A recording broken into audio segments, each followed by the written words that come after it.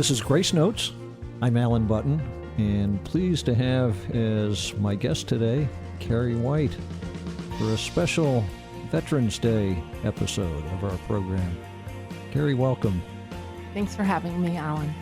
I'm going to start, Karee, by trying to give a little bit of your background, and I know there's a lot we could say that you've got some varied and interesting history. We'll come to some of the details of that as we go along. But Karee is a graduate of Bowling Green State University, and one of the things that got my attention in learning about Karee is that she joined I guess you went to the university at the age of 17. I did. Joined ROTC, and eventually became your brigade commander after having gotten a position I guess I didn't say you're an Army veteran, having gotten a position with the Airborne as a cadet, which was pretty unusual back then. Yes? It was. It was prestigious to be able to go to airborne school as a cadet. And I always love to tell people I ran in the formations when the women ran with the men, and we had boots on. Those 7-minute mile 7-minute mile runs, yes. With up to 5 miles long, ending the last one I was on in running in Ground Week was Cardiac Hill, leaving the run at that 7-minute pace up the hill. Karee is also a nationally certified fitness instructor and has been doing that for a good while, as I understand it, since her military time. And Karee just finished her master's in business management. Congratulations, Karee. Thanks. One of the things that I learned about Karee in our conversation just before we came into the studio was that she talks a lot about brick walls. Why don't you take it from there, Karee, and tell us something about those early brick walls? Your choice. Okay, Alan, I would love to share my very first experience of what ignited me to look at life through brick walls, getting around brick walls. Good. And that was when I was a cadet in ROTC, and it was a field training exercise. It was a weekend where we'd done a lot of stuff on the weekend, land navigation. We'd played war games with the enemy and ambushes, and at the conclusion of the weekend, I was in formation. It was in a very easy formation, and I pulled out my comb and I combed my hair, and I was super tired. It was a Sunday, and I had school the next day back at college, and we went back. And later that week, one of the cadre, the officers in charge of the ROTC program, briefed me on he assessed how I did, and the comment he made to me was, when I saw you pull that comb out of your pocket in formation, even though it wasn't a formal formation, all I could think was, you're a wimp. Yeah, he called me a wimp. And that stuck with me. You know, I guess I should say I remember things in my life as moments, and that's one of those moments. And I think it was that point that I realized in hindsight that I needed to not be a wimp, that I needed to look back and always try to diminish that thought in other people's minds, because I doubted myself a little bit. And so I was always fighting that to try to prove to myself too that I wasn't. And so doing well at a course between my third and fourth year in college, enough to be in the top third of my class at the advanced course, it was called, out at Fort Lewis. And then after that, going on straight to Fort Benning to jump school, 100-degree days in August in jump school, and accomplishing that and coming back and getting the position as the brigade commander for my ROTC unit as a senior was really cool for me, because I felt that I was charged from having had an episode that was really upsetting to me to drive me to not give up and to try to accomplish things and get around a brick wall here and there that were stopping me. So that was great. And then from there, I went on to my branch qualification at Fort Van Harrison, and I met my husband there. But we dated for a long time. And we went on I was stationed in Germany, which a big portion of our Army was in Germany during the 80s. And you ended up, in fact, as the executive officer in Heidelberg. For the headquarters company for the European Army headquarters, which was a 1,200 soldier unit, largest company in the, I heard at the time, a largest company in the Army over in Heidelberg. And we had 21 generals at one time in all those different directorates and all different ranks. But I was one of the lower ranking as an officer because it was a headquarters. And had a lot of fun there, had a lot of, we were in charge of the administration of the headquarters units, as far as making sure that they were qualified on their weapons, whether pistols or rifles, and physical training test qualifications, and incidentals that headquarters companies handle to support. And you've selected as our first song here something that ties into that time in Germany and France, as I understand it. Tell us about that. So as one of the junior lieutenants there, I really never jumped after airborne school until I had an opportunity. I have friends in other units close to me in that area, and they invited me to participate in the French Commando training program and to see if I could qualify to go to French Commando school with a platoon-sized unit, which is about 30 people, down to Breisach, Germany and France for training with the French to earn that badge. And I was excited to do it because I've always loved physical challenges ever since airborne school and proving to myself I wasn't a wimp. And so I accomplished that going down and doing that. It was a little over 3 weeks and graduated, and the first female to graduate from French Commando School back in 1986. Yeah, so that was good. So I was back in the Heidelberg environment, and there was an opportunity from some of the French soldiers that we had met down there to try to gain French jump wings. They wanted us to come down to Tarbes, France with the 35th RAP to jump with them and earn our French jump wings. And as a new lieutenant, I thought, this is just another brick wall. I've got to start trying to coordinate and see if I can get others to do it with me, and let's get down there and jump with them. And so it was working around my hours of working as the XO in the company.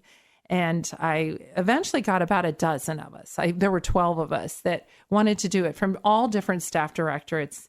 And one was even a Fulberg colonel who wanted to do it.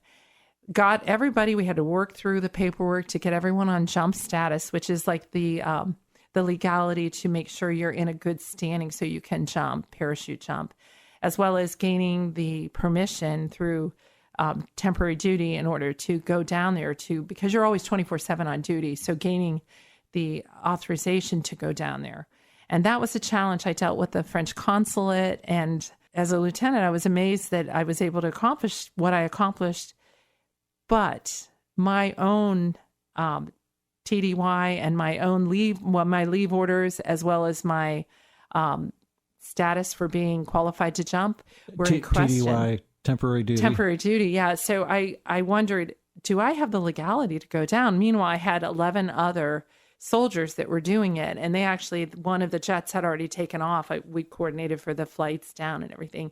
And as I was getting on the little jet that was left, and there were just two of us on this very small little jet little Lear jet that was taking off because we were after the fact. I almost didn't get on it. But as I was getting on it, one of my friends, Lauren Ishii is his name. He was a spook.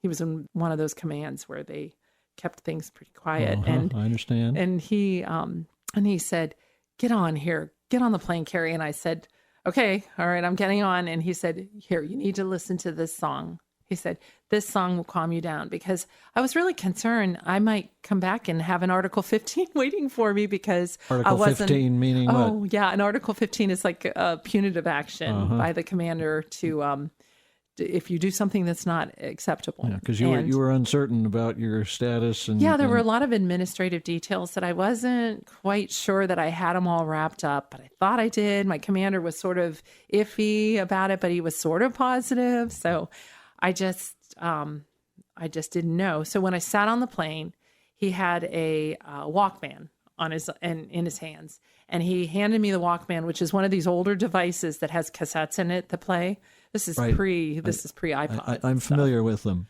And he put the buds up to my ear and he said, "You got to listen to this." And of course, it's corded to the Walkman. And he started playing this song, and this is the song, the Doobie Brothers song. And I have to say, it set for me the pace of having the confidence to just drive on, because I'd gone this far with it, and we did get those jump wings. We jumped successfully with the French, and all 12 of us, they called us Les Deux Ducoulés, which is the Dirty Dozen. They did a media story on us when we got back, that we'd done this jump with the French, a non-NATO country, and had built a great relationship with this unit, the 35th RAP, and nobody got hurt, including that Fulberg colonel. So that was the song that really set the tone for me on the way down, to just drive on and get around this brick wall. And it's been well in your mind since then. It has. Special song. Let's hear it. What a Fool Believes by the Doobie Brothers. He came from somewhere back in how long ago. The sentimental fool don't see trying hard to. Oh, it's love can come and love can go. That was What a Fool Believes by the Doobie Brothers. If you're just joining us, our special Veterans Day episode of Grace Notes has as our guest former Army Major Karee White. And I might add, by way of further introduction, that Karee is the mother of 9 children. So Still with the same guy. And they're all ours. very good. So, Karee, why don't you tell us a little bit more about your family and some of that maybe earlier history after you left the Army? And Sure. that was in 1994. 1994. Go ahead. So my last assignment was Fort Bragg in 93. And my husband came down with me. I always like to remind him, I put you through grad school. And he landed a great job in the Research Triangle Park, concurrent to my position at Fort Bragg with the 96th Civil Affairs Battalion. And so I was commuting the hour from Fuquay-Varina. He was commuting up to Research Triangle Park. We were going in opposite directions. And he and I, for a year, we had 2 kids already. And toward the end of my first year at Fort Bragg with the 97th, I was an adjutant. We were jumping a lot. We had a brand new Special Forces commander, which is, I would have to say, put out a pitch for how phenomenal Special Forces is. I never had worked with Special Forces branch before, but he totally opened my eyes to a different style of planning, a different way of executing a mission. And I'll take that with me for a long time, because it's it raised my eyes to the importance of our Special Forces. We jumped from helicopters. We had the steerable parachutes. Well, toward the end of the first year, I found out I was pregnant with my third. And I'm getting the sense that maybe pregnancy and jumping out of airplanes don't go together real well. No, you get a profile when you become pregnant, because it's dangerous to jump when you have a pregnancy.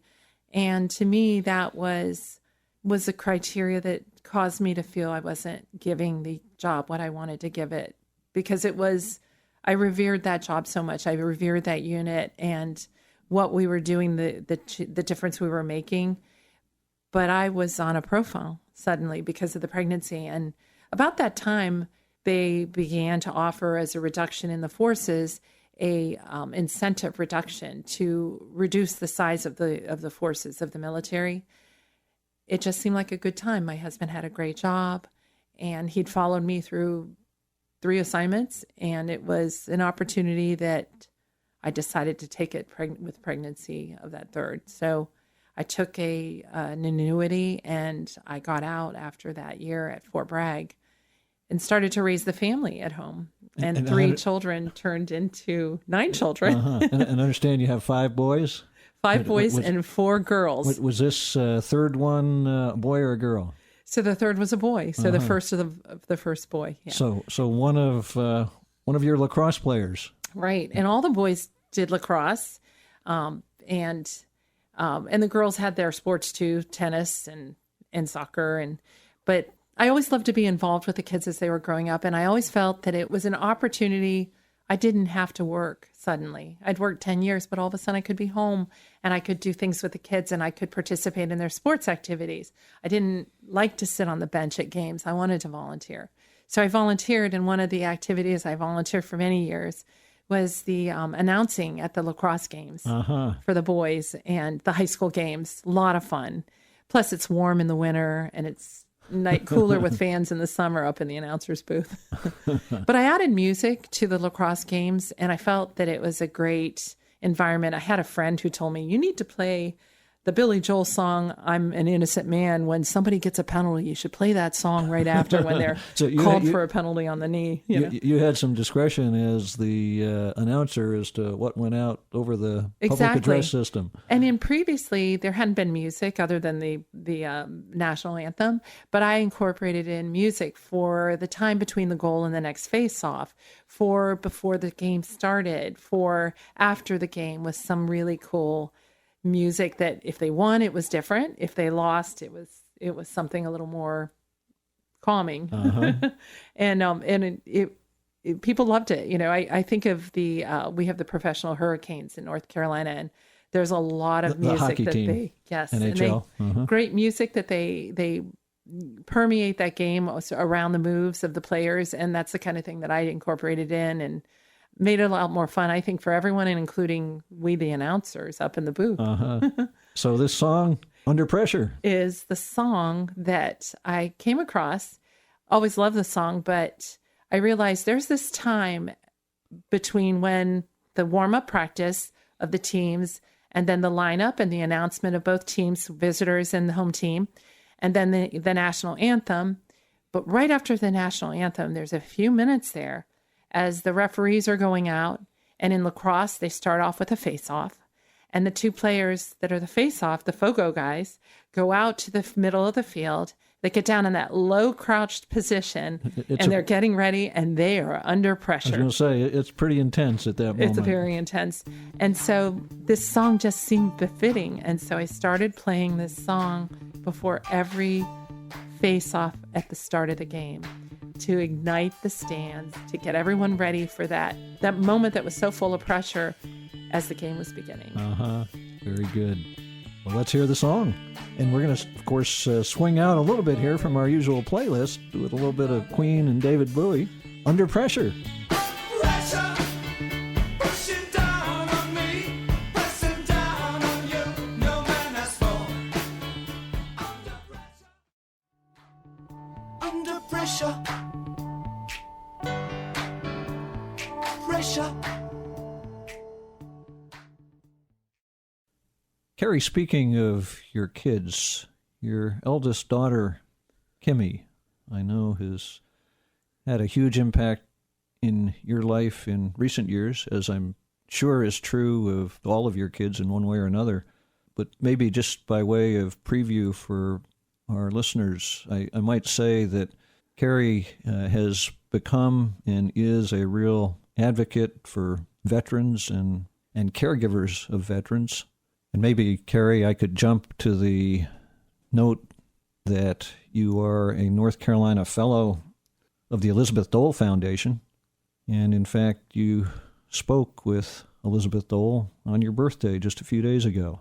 Why don't you pick up with that as background and tell us about your advocacy and your caregiving, and certainly start with Kimmy if that's where you'd like to start.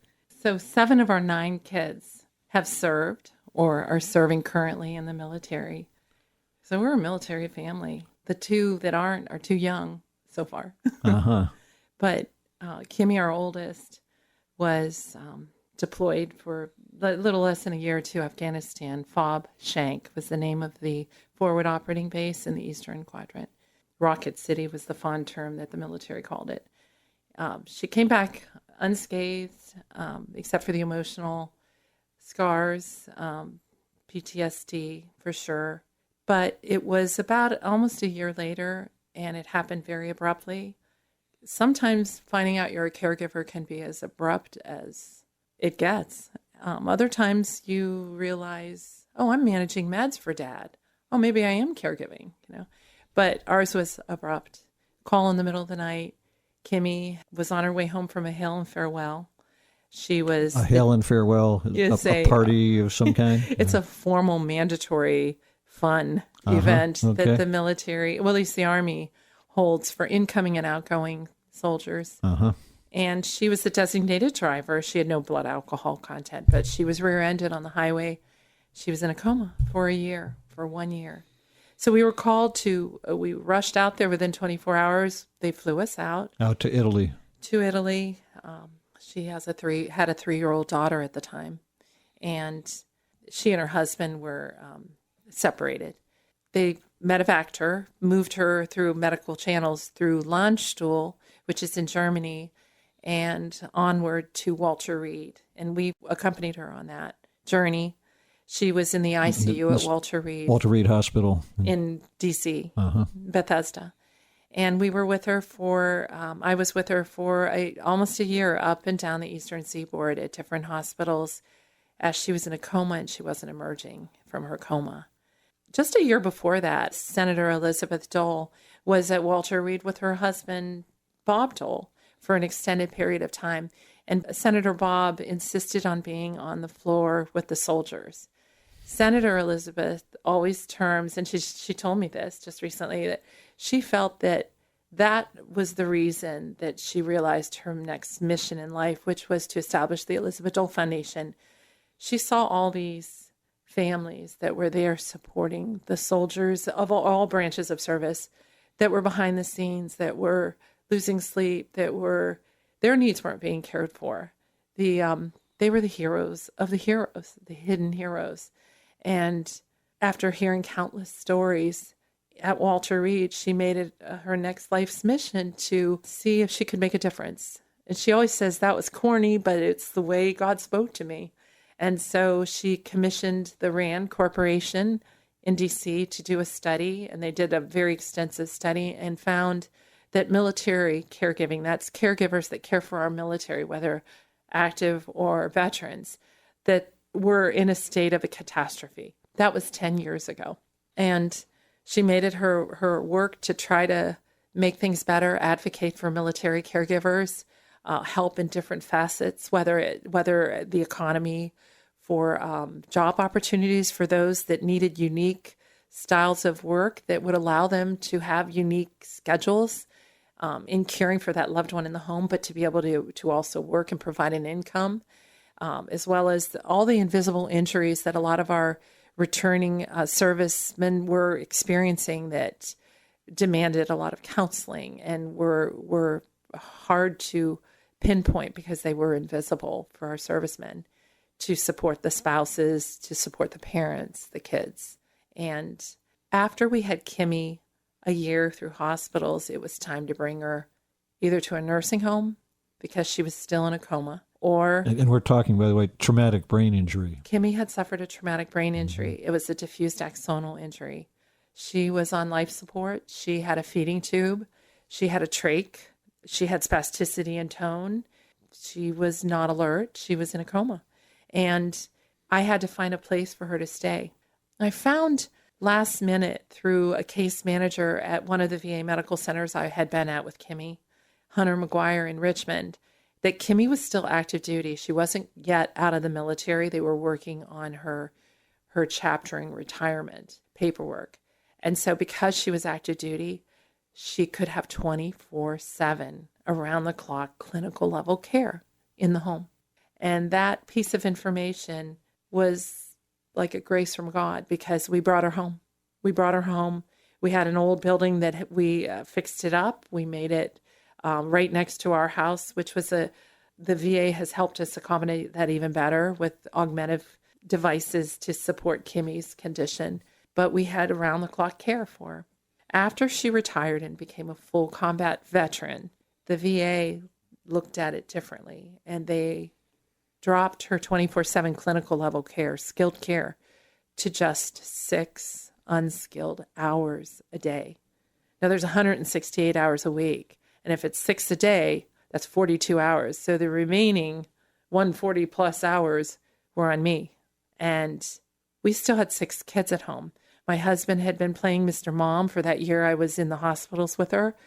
away from home, and it brought him to his knees. When we brought her home and the care level stopped a year after being home from the degree it brought me to my knees.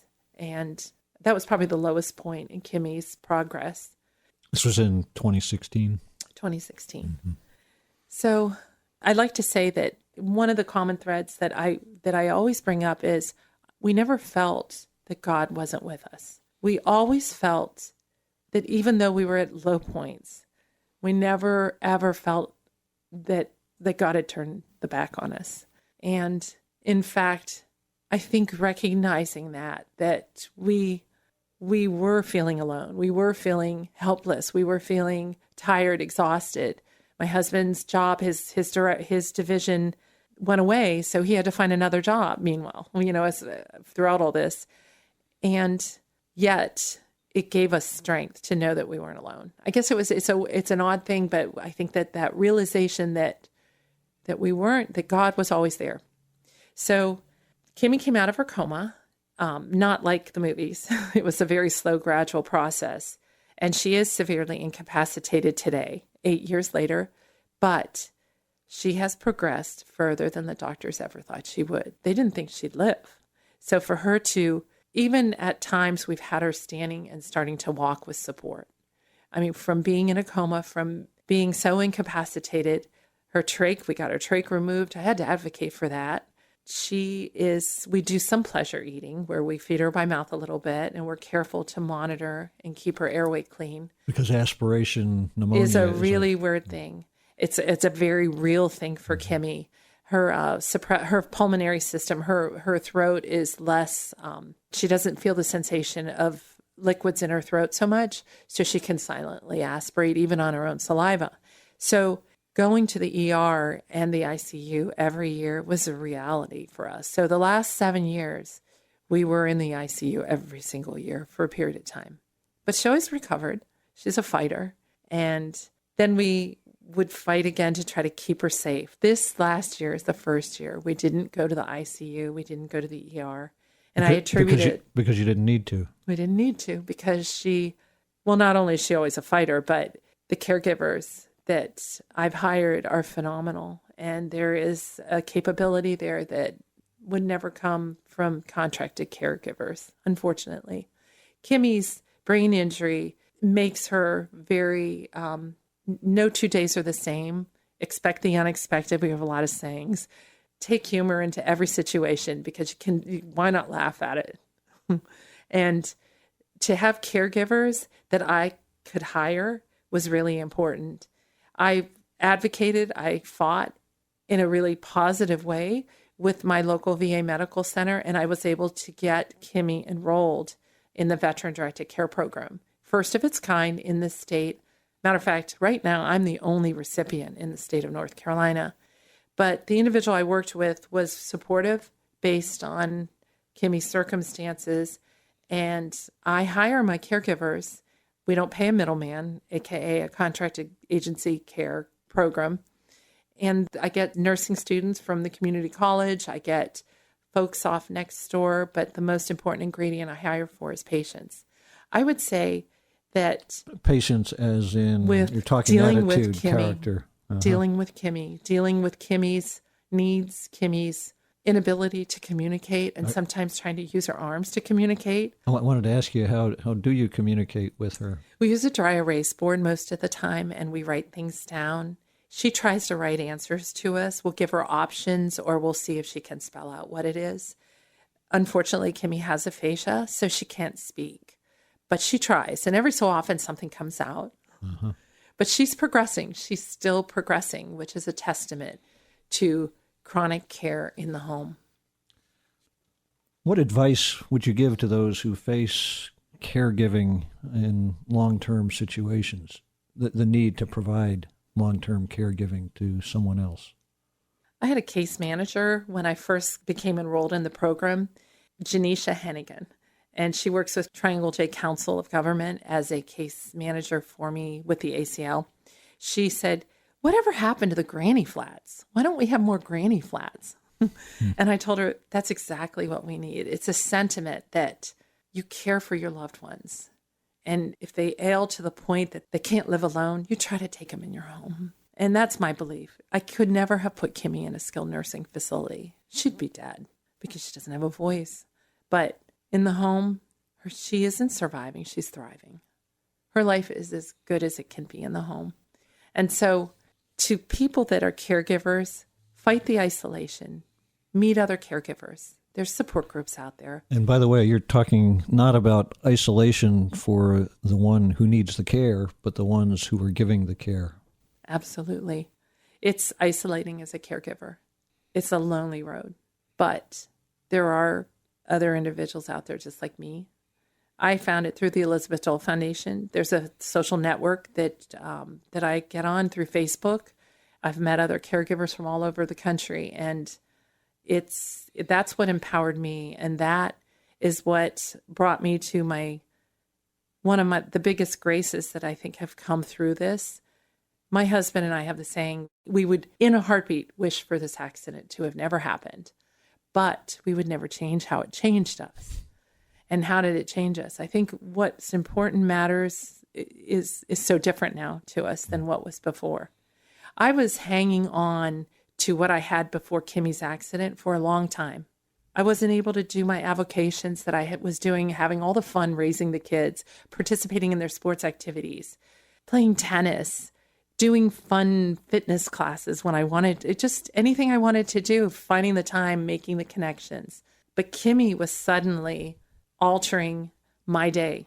I couldn't do all that.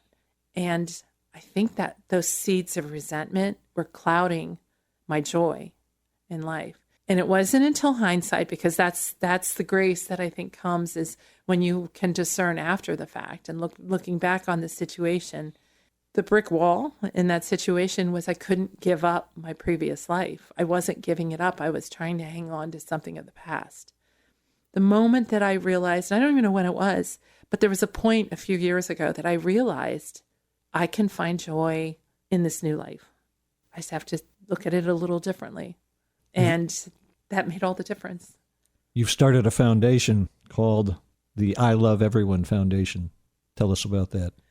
Most recently, this 501c3, we decided to do for Kimmy's legacy. Kimmy is one of the most disabled individuals, I think, in our country. And yet her life is just as valuable intrinsically as any other life. I value life. And it doesn't matter if you're relegated to a wheelchair in a hospital bed looking at the ceiling, or in a wheelchair looking out a window, or you can run across a football field, you can take your child for an ice cream cone. That life is just as important as the former life. So this foundation is meant to give hope, give possibilities to that niche in society that is underserved, that most disabled niche in society, chronic homebound, that have lost hope, that are not really doing anything outside of their hospital bed and their wheelchair in the home. And the dream one day through this is to eventually get an outfitted, this is the dream, we're starting on a smaller scale, obviously, but to eventually outfit, start one RV, and we'll take it to more, that we can clinically outfit to the degree that we could take someone of Kimmy's caliber of disability to a site in the country that she served to protect, get her out of the home. We will need the clinical staff. That she served to protect as a military officer. Yes. First responders, all those that for now that are relegated to a life that they don't get out, to give them a possibility, to show them there is still hope. If any of us would like more information about the foundation, where do we go? iloveeveryone.org is the name of it. It's one word, iloveeveryone.org. And I also work I'm the chair of the Brain Injury Association of North Carolina, and I work with the seeds of brain injury in that capacity. So the Brain Injury Association of North Carolina is to help so many brain injured in the state of North Carolina that, from the point of entry into the system, whether it's hospital or it's, rehab or it's whatever families recommending, to get them services and resources so that we can weave them back into the fabric of society, whether it's through peer support groups or different activities that we do, camps, things like that. We're really trying to grow and help the brain injured in our state. It's a little understood faction of the state because a lot of times it's invisible. You just don't see it, but it's there. In my daughter's case, it's obvious. As we wrap up, Karee, what does Veterans Day mean to you? Certainly means recognizing our veterans. And I say back when someone says, "Thank you for your service," I say back, "It's my pleasure. It was my pleasure." Or, "Thank you for your support." It's another good response because they deserve it. They do deserve the support, keeping our nation free. But there's also the aspect of the family. There's the caregivers that are family or friends.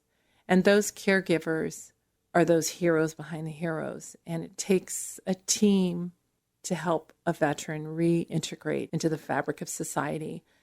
And so let's not forget the whole family on Veterans Day that support the veteran. Well, Karee, we've gone a little long. We've got another song that we want to hear. Tell us about the Toby Keith song that you've selected, "Don't Let the Old Man In." Why that song? A couple years ago, Clint Eastwood was golfing with Toby Keith. And Clint Eastwood, man of a lot of talents and busy as they get, was producing yet another movie, The Mule. And Toby Keith was asking him, "How do you do it, Clint?" And his answer back was classic. "Don't let the old man in, Toby." Clint at that point was how old? 88 years old. Uh-huh. And I took it to heart because to me, it rung home with, you can feel old in your life, but if you don't know the year you were born, how old would you be? And for me, it was kind of revelating when I heard that, because even though it's addressing a man, it's addressing women too. It's addressing being tired with life. It's addressing thinking of giving up. And don't give up because, well, first of all, what's the alternative? And secondly, my philosophy is always have fun. Always look for the fun in everything. You can take things seriously, but always look for the fun in everything because you never know if tomorrow's the day, that the old man comes in. I was looking at the lyrics before we started talking. There are a couple of lines that I think really capture what you're talking about. "Try to love on your wife and stay close to your friends. Toast each sundown with wine. Don't let the old man in." Rejoicing in the day. Every day is a beautiful day, waking up. Well, Karee, we'll call it good there. Thank you for sharing everything you have. And I have to say, our nation has been well served by you, and we wish you all the best. Thank you for being with us today, Karee. My pleasure. Let's hear the song, "Don't Let the Old Man In" by Toby Keith. Don't let the old man in. I want to live